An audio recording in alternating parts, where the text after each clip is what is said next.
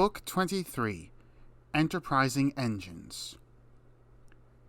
Dear Richard, do you remember the photographs you took of what happened to your train on the way to Waterloo in April 1967? Your mother, very kindly, gave me a set, and they helped our artist to draw at least 2 of the pictures for Super Rescue. Anyway, Super Rescue is the story which your pictures told me. I hope you will enjoy it, and the other 3 stories as well. The author. The author gratefully acknowledges the ready help given by Flying Scotsman's owner, Mr. A. F. Pegler, and his assistant, Mr. E. Hoyle, in the preparation of this book. Tenders for Henry. "I'm not happy," complained Gordon. "Your firebox is out of order," said James. "No wonder, after all that coal you had yesterday." "Hard work brings good appetite," snapped Gordon. "You wouldn't understand." "I know," put in Duck brightly. "It's boiler ache. I warned you about that standpipe on the other railway, but you drank gallons." "It's not boiler ache," protested Gordon. "It's—" "Of course it is," interrupted Henry. "That water's bad. It furs up your tubes. Your boiler must be full of sludge. Have a good washout. Then you'll feel a different engine." "Don't be vulgar," said Gordon huffily. Gordon backed down on his train, hissing mournfully. "Cheer up, Gordon," said the Fat Controller. "I can't, sir. The others say I've got boiler ache, but I haven't, sir. I keep thinking about the dreadful state of the world, sir. Is it true, sir, what the diesels say?" "What do they say?" "They boast that they've abolished steam, sir." "Yes, Gordon, it is true." "What, sir? All my Doncaster brothers drawn the same time as me?" "All gone, except one." The guard's whistle blew, and Gordon puffed sadly away. "Poor old Gordon," said the Fat Controller. If only we could— Yes, I'll ask his owner at once." He hurried away.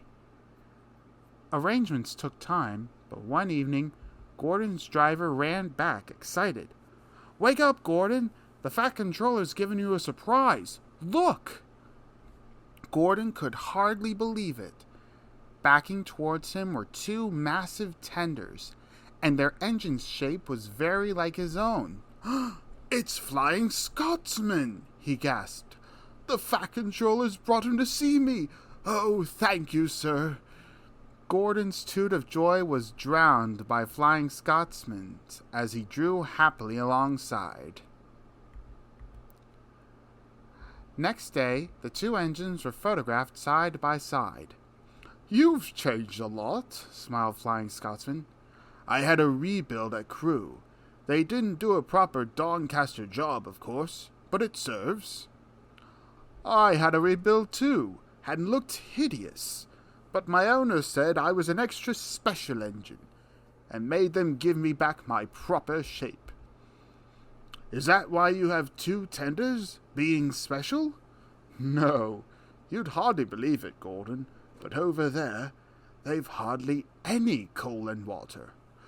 "But surely every proper railway—" "Exactly. You are lucky, Gordon, to have a controller who knows how to run railways." Everyone got on well with Flying Scotsman, except Henry. Henry was jealous. "Tenders are a mark of distinction," he complained. "Everybody knows that. Why's he got 2? "He's famous," explained Duck and Donald. "He was the second to go 100 miles an hour. Besides, the other railway has no coal and water." "Pooh!" sniffed Henry. "I can't believe that. I never boast," he continued, "but I always work hard enough for 2. I deserve another tender for that." Duck whispered something to Donald. "Henry," asked Duck innocently, "would you like my tenders?" "Yours?" exclaimed Henry. What have you got to do with tenders? All right, said Duck. The deal's off. Would you like them, Donald? I wouldn't deprive you of the honour. It is a great honour, said Duck thoughtfully. But I'm only a tank engine, so I don't really understand tenders. Perhaps James might... I'm sorry I was rude, said Henry hastily. How many tenders have you, and where can I have them? 6, and you can have them this evening. 6 lovely tenders, chortled Henry. What a splendid sight I'll be! That'll show the others the sort of engine I am. Henry was excited. Do you think it'll be all right? He asked for the umpteenth time. Of course, said Duck. Just go where I told you, and they'll all be ready. Meanwhile, word had gone round, and the others waited where they could get a good view. Henry was cheered to the echo when he came, but he wasn't a splendid sight. He had 6 tenders, true, but they were very old and very dirty. All were filled with boiler sludge. Had a good washout, Henry, called a voice. That's right, you'll feel a different engine now. Henry was not sure, but he thought the voice was Gordon's. Super Rescue. The 2 diesels surveyed the shed. It's time, 7101, said one, that we took this railway over. Shh, 199. It's their railway after all. Not for long, persisted 199. Our controller says steam engines spoil our image. Of course we do, snapped Duck. We show what frauds you are. Call yourselves engines. If anything happens, you care nothing for your train. You just moan for a fitter. We bring it home, if only on 1 cylinder. Nothing, boasted 199, ever happens to us. We are reliable. Vulgar noises greeted this. How rude, said 199. You asked for it, growled 7101. Now shut up. Next day, Henry was rolling home, tender first. I'm a failed engine, he mourned. Lost my regulator. Driver says it's jammed wide open, and he can't mend it till I'm cool. However, he went on, I've got steam, and driver can use my reverser. But it would happen after Duck fooled me with those tenders. Now they'll laugh at me again.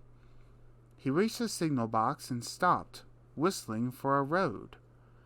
Opposite the box, on the up line, stood Diesel 199 with a train of oil tankers. Worse and worse, thought Henry. Now old Reliable will laugh at me too. The signalman came out. For pity's sake, take this spam can away. It's failed. The Limited is behind, and all he does is wail for his fitter. Spam can? Fumed 199. I'm... Stow it, snapped the signalman, or I'll take my tin opener to you. Now then.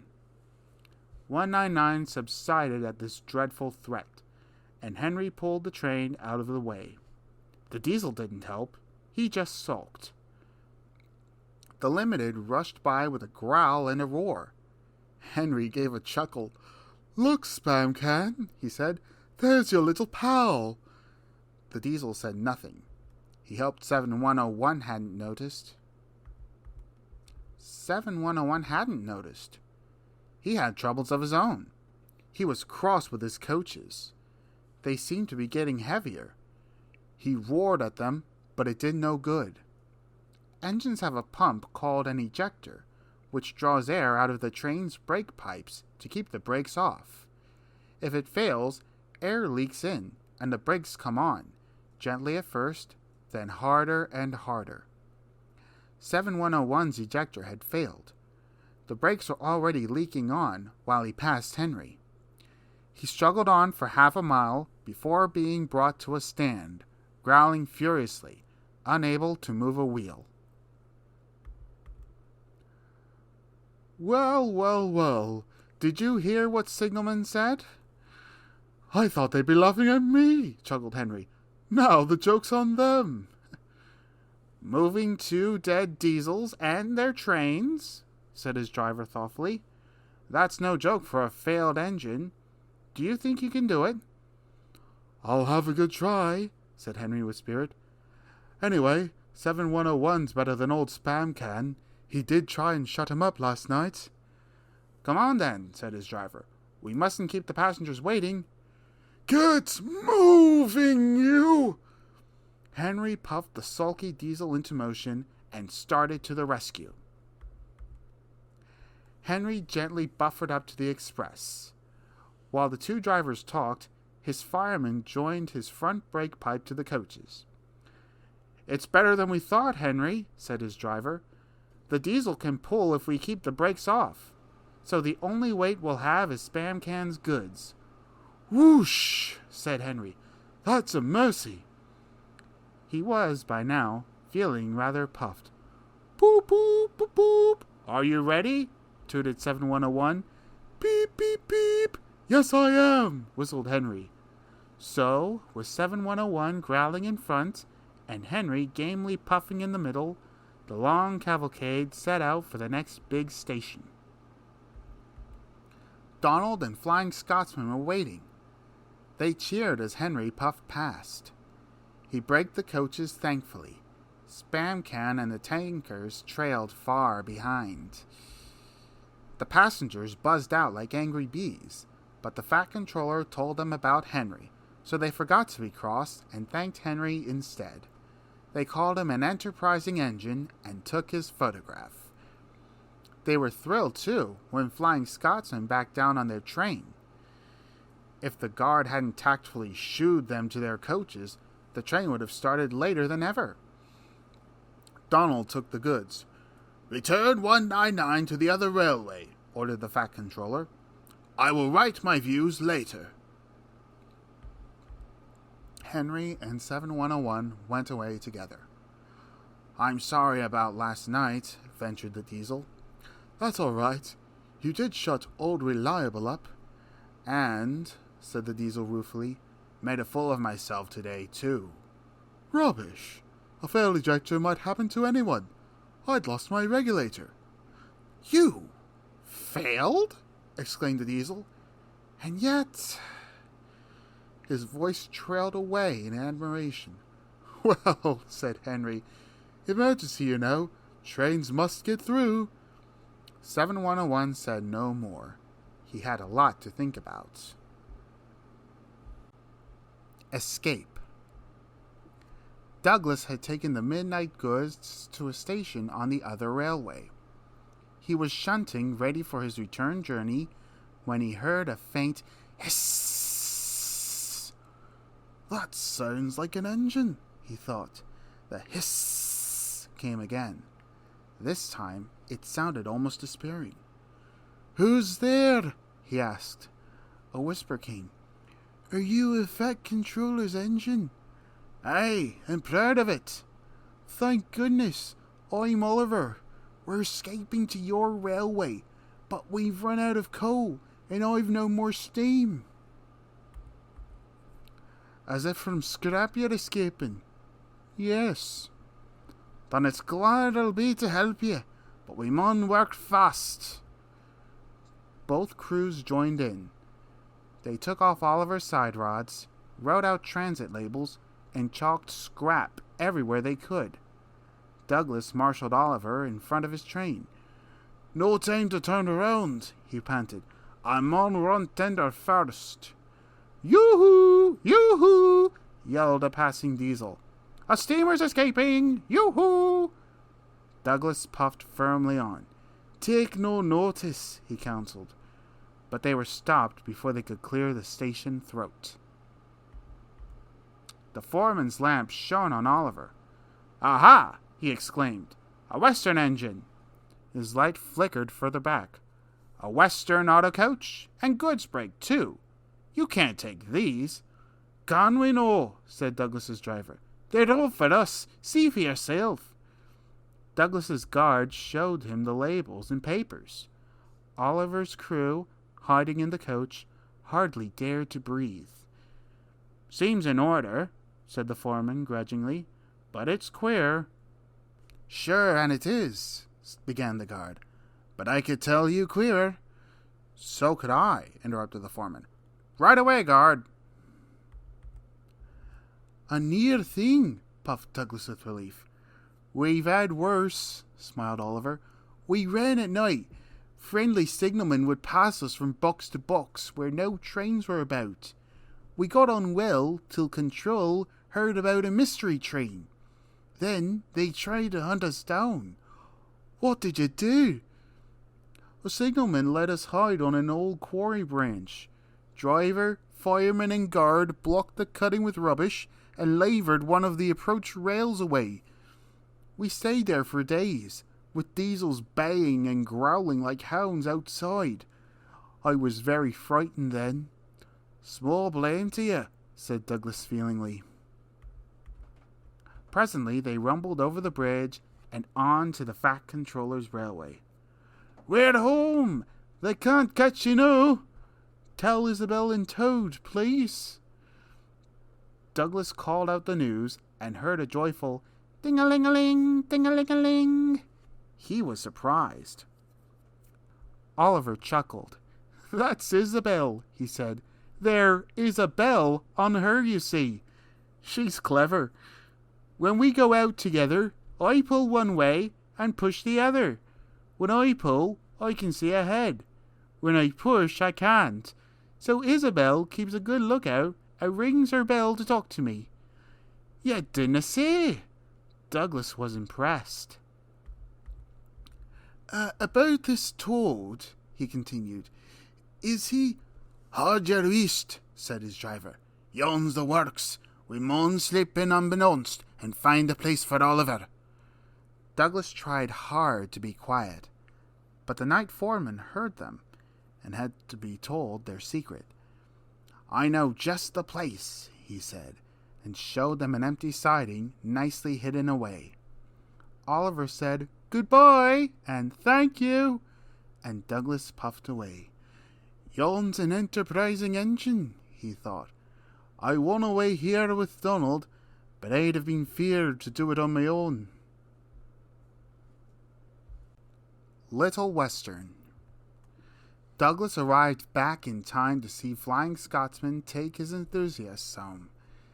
The Fat Controllers said they had all been honored, and thanked Flying Scotsman and his owner for their help.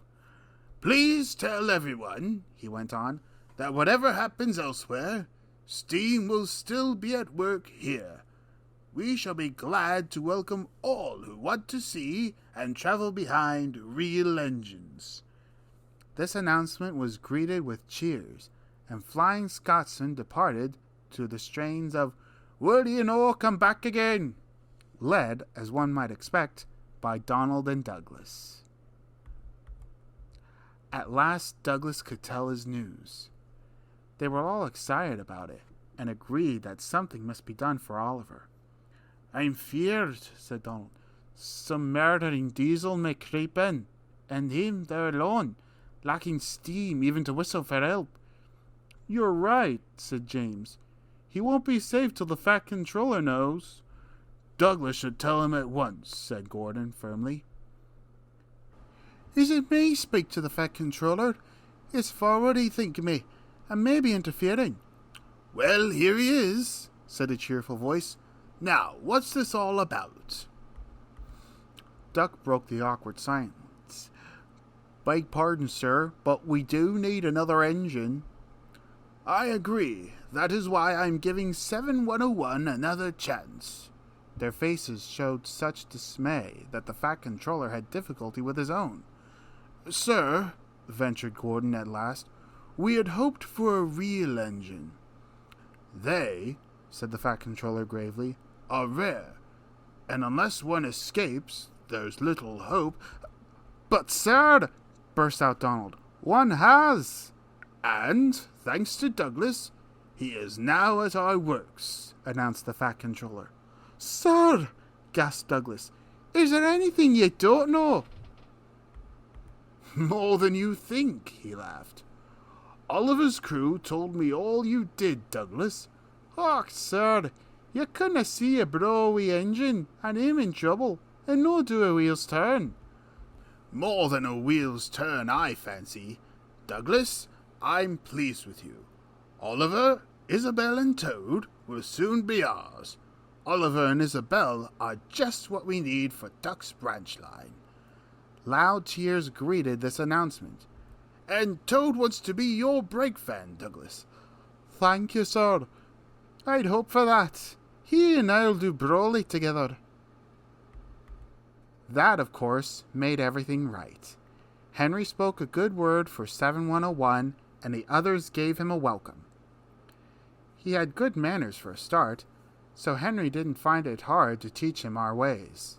7101 finds them different from those on the other railway, but much more interesting. He is now quite a useful engine.